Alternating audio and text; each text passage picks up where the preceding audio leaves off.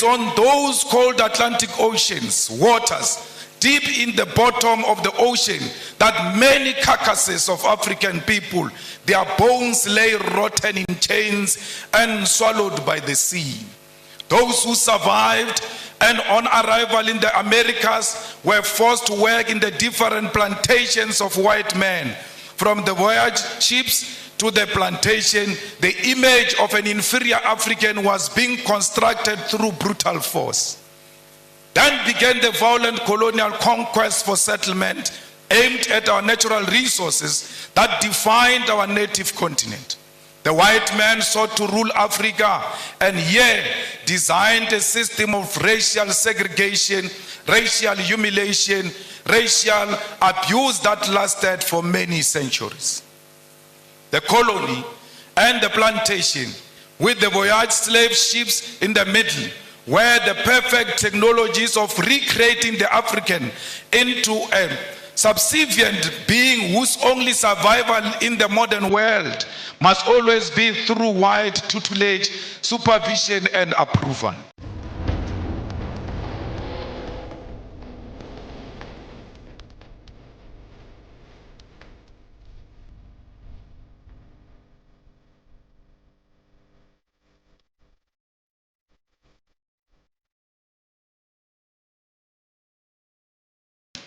As we have seen over the decades, there is no way Euro-American is going to fund an intellectual project that will see Africa truly become intellectually sovereign. A truly sovereign Africa is a threat to the imperialist establishment that continue to determine the agenda and control of our resources. It is also inspiring to see that our esteemed Prof. Lumumba and those who are joining him in this initiative have chosen our continent, and Kenya in particular, to establish an intellectual research and knowledge institution. Accordingly, our first duty is to call on sons and daughters of the continent, both based here and in the diaspora, to jealously fund this institute and ensure that it create and charts a unique Africa based on an original thought, because we have a duty to chart our own intellectual path. We are also inspired by the fact that the institute concept of pan-Africanism include all people of African descent. That is, those in the continent, the Americas, Caribbean islands, Europe, and Asia. This is because wherever they are found, people who look like you and me continue to be treated as an inferior race. When you see a black person, when you see an African person, everywhere else in the continent, in the diaspora, and all over the world, please be kind to African people, for because they are a hated nation. Wherever they are being enslaved, they are being tortured, they are being harassed. No one shows them love. But you, as an African who claim to be a pan-Africanist, you have a responsibility to show fellow Africans love and care. The violent, genocidal, and catastrophic transatlantic slave trade and colonialism are the historical twin towers that plugged the humanity of Africans into the dark night, which to this day seem to have no end in sight. The image of the African as a black and subhuman was forged through massive and violent enslavement of millions of African people sold in the Americas as properties of white colonial settlers. In the coastal and mainland villages of West Africa, through the gun, the dogs, and the spears, African communities were plundered, captured against their will, and chained like animals. At the ports of Ghana, those chained, naked, and malnourished bodies of men, women, and children were scaled, measured, and sold for gold, silver, or livestock. They were put in those gigantic ships that crossed thousands of kilometers of the massive body of violent and cold waters of the Atlantic Ocean.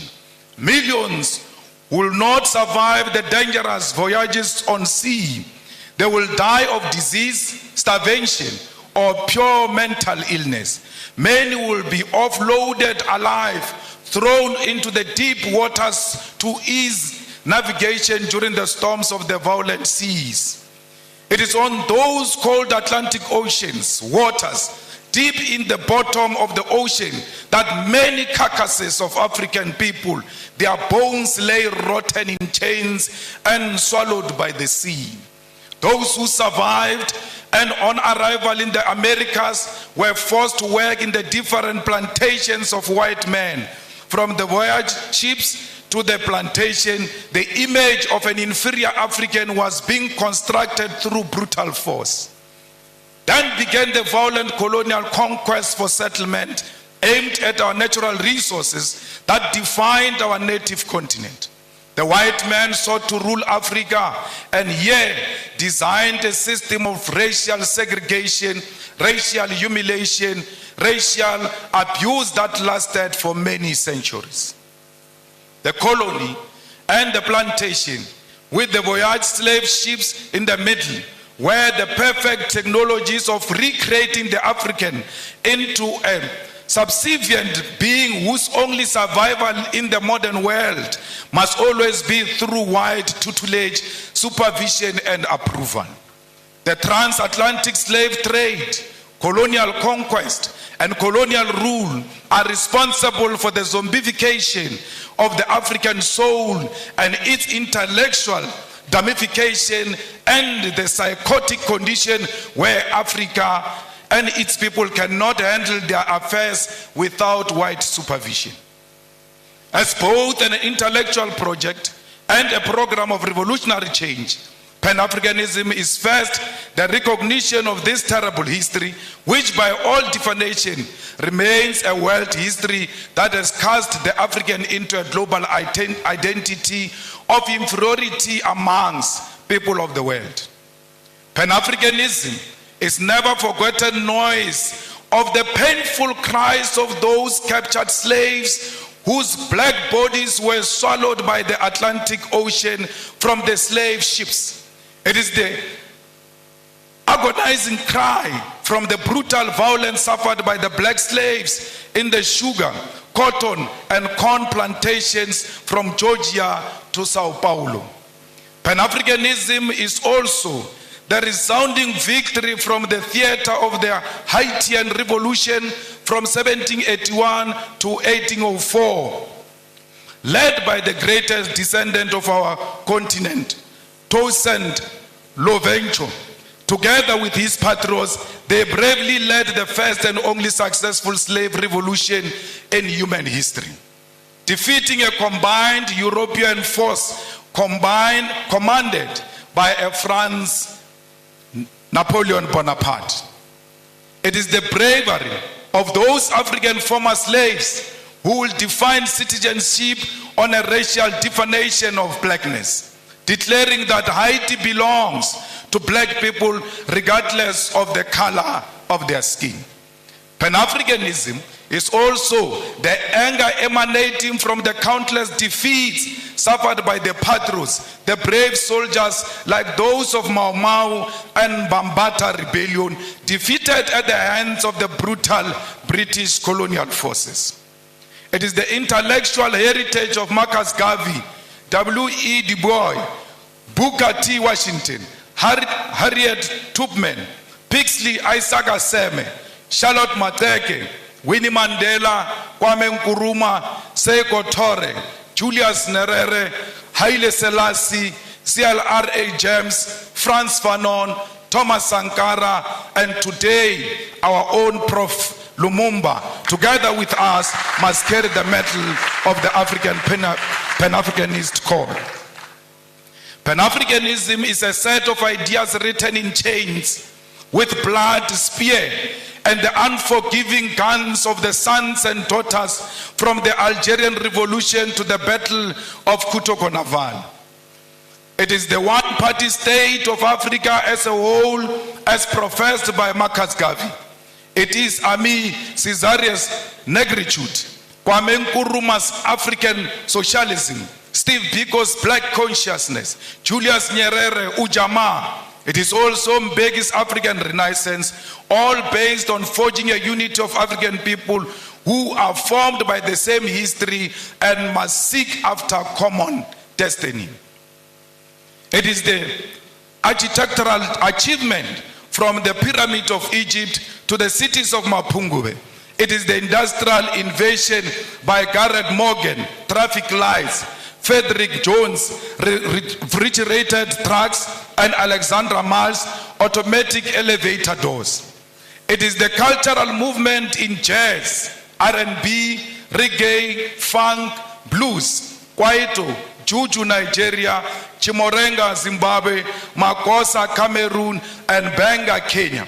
It is the novel Things Fall Apart, The Devil on the Cross, Maru, The Trails of Brother Jeru, Songs of Solomon, and Notes of Native Son.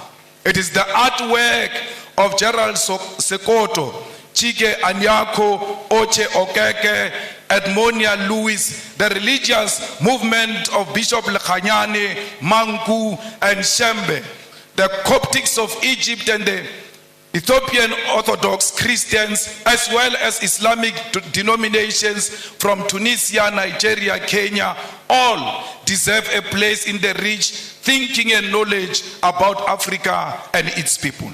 It is true that Pan-African call has also been prophetic, carrying important cautions that those who conducted the project for the rebirth of the African continent in the post-colonial context have not heeded to.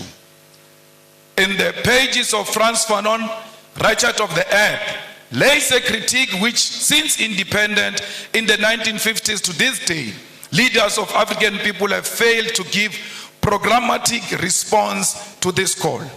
First and foremost, the Pan-African call is a call for African unity, not cooperation, collaboration, or coexistence.